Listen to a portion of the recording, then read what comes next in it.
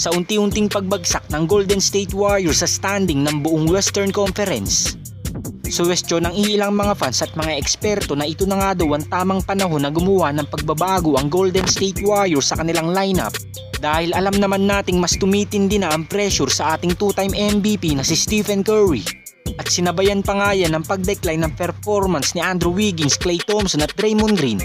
Kaya naman kahit anong gawing performance ni Stephen Curry ay wala pa rin nangyayari sa kanilang team dahil sa baba ng contribution ng kanyang mga teammates. Ngunit bago pa man sana matrade si Pascal Siakam papuntang Indiana Pacers, Golden State Warriors na nga nun ang may control sa lahat ng teams na makuha ang former All-Star. Ngunit hindi lang pumayag ang Warriors front office patungkol kay Jonathan Kuminga, dahil alam naman nating mga fans na sobrang laki na ng kanyang improvement ngayong season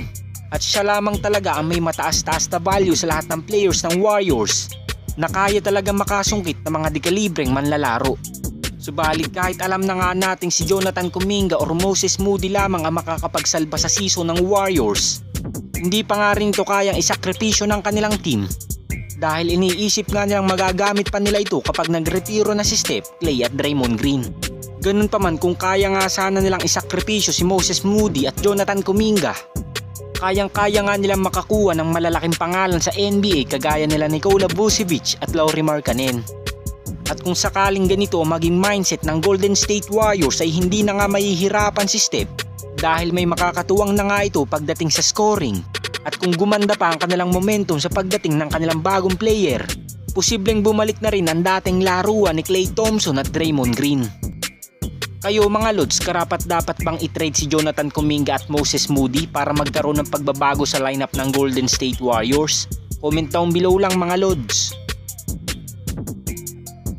Samantala nang ma-trade si Jordan Poole papuntang Washington Wizards kapalit ni CP3,